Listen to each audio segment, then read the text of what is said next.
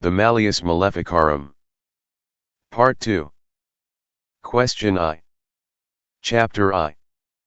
Of the several methods by which devils through witches entice and allure the innocent to the increase of that horrid craft and company.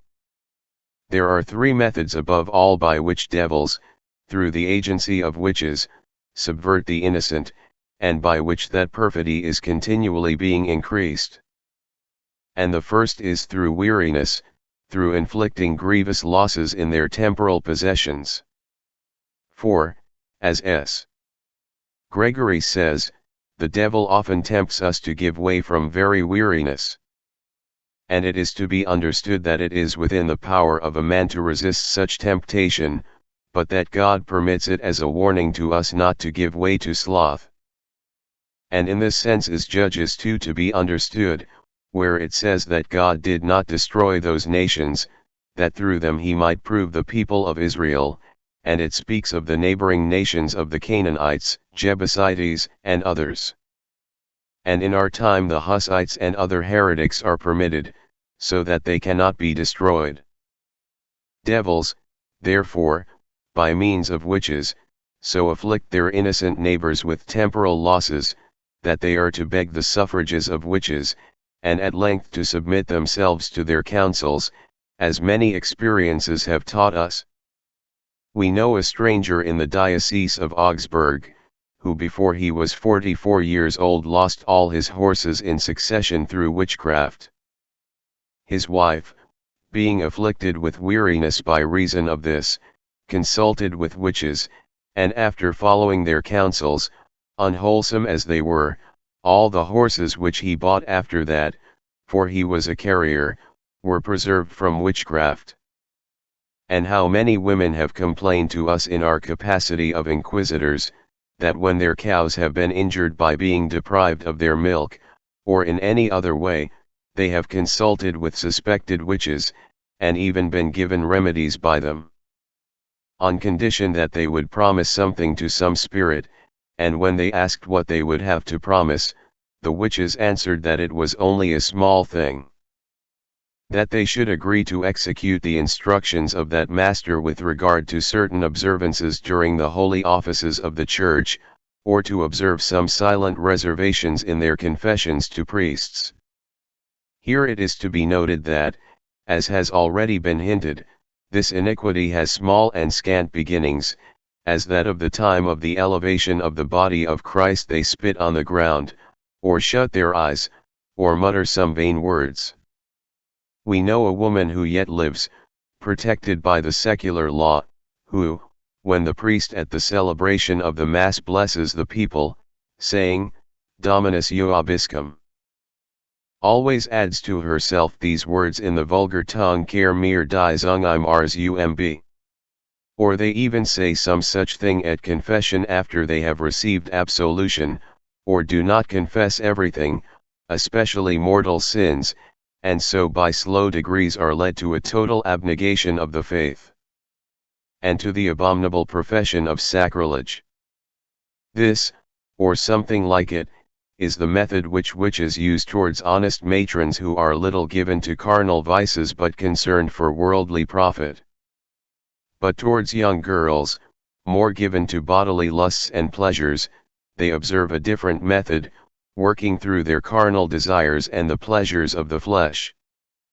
Here it is to be noted that the devil is more eager and keen to tempt the good than the wicked, although in actual practice he tempts the wicked more than the good, because more aptitude for being tempted is found in the wicked than in the good. Therefore the devil tries all the harder to seduce all the more saintly virgins and girls, and there is reason in this, besides many examples of it. For since he already possesses the wicked, but not the good, he tries the harder to seduce into his power the good whom he does not, than the wicked whom he does, possess. Similarly, any earthly prince takes up arms against those who do not acknowledge his rule rather than those who do not oppose him. And here is an example. 2 witches were burned in Ratisbon, as we shall tell later where we treat of their methods of raising tempests. And one of them, who was a bath woman, had confessed among other things the following, that she had suffered much injury from the devil for this reason. There was a certain devout virgin, the daughter of a very rich man whom there is no need to name, since the girl is now dead in the disposition of divine mercy. And we would not that his thought should be perverted by evil, and the witch was ordered to seduce her by inviting her to her house on some feast day, in order that the devil himself, in the form of a young man, might speak with her. And although she had tried very often to accomplish this, yet whenever she had spoken to the young girl, she had protected herself with the sign of the Holy Cross. And no one can doubt that she did this at the instigation of a holy angel, to repel the works of the devil. Another virgin living in the Diocese of Strasbourg confessed to one of us that she was alone on a certain Sunday in her father's house, when an old woman of that town came to visit here and, among other scurrilous words, made the following proposition, that, if she liked, she would take her to a place where there were some young men unknown to all the townsmen. And when, said the virgin, I consented, and followed her to her house, the old woman said, See, we go upstairs to an upper room where the young men are, but take care not to make the sign of the cross. I gave her my promise not to do so. And as she was going up before me and I was going up the stairs, I secretly crossed myself. At the top of the stairs, when we were both standing outside the room, the hag turned angrily upon me with a horrible countenance, and looking at me said, Curse you! Why did you cross yourself? Go away from here. Depart in the name of the devil. And so I returned unharmed to my home. It can be seen from this how craftily that old enemy labors in the seduction of souls. For it was in this way that the Bath woman whom we have mentioned, and who was burned, confessed that she had been seduced by some old women. A different method, however, was used in the case of her companion witch, who had met the devil in human form on the road while she herself was going to visit her lover for the purpose of fornication. And when the incubus devil had seen her, and has asked her whether she recognized him, and she had said that she did not, he had answered, I am the devil, and if you wish, I will always be ready at your pleasure, and will not fail you in any necessity. And when she had consented, she continued for 18 years, up to the end of her life, to practice diabolical filthiness with him, together with a total abnegation of the faith as a necessary condition. There is also a third method of temptation through the way of sadness and poverty. For when girls have been corrupted, and have been scorned by their lovers after they have immodestly copulated with them in the hope and promise of marriage with them, and have found themselves disappointed in all their hopes and everywhere despised, they turn to the help and protection of devils, either for the sake of vengeance by bewitching those lovers or the wives they have married, or for the sake of giving themselves up to every sort of lechery. Alas! Experience tells us that there is no number to such girls, and consequently the witches that spring from this class are innumerable. Let us give a few out of many examples. There is a place in the Diocese of Brixen where a young man deposed the following facts concerning the bewitchment of his wife. In the time of my youth I loved a girl who importuned me to marry her, but I refused her and married another girl from another country. But wishing for friendship's sake to please her, I invited her to the wedding.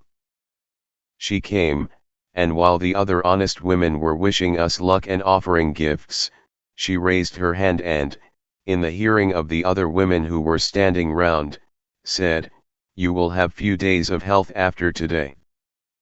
My bride was frightened, since she did not know her, for, as I have said, I had married her from another country, and asked the bystanders who she was who had threatened her in that way, and they said that she was a loose and vagrom woman.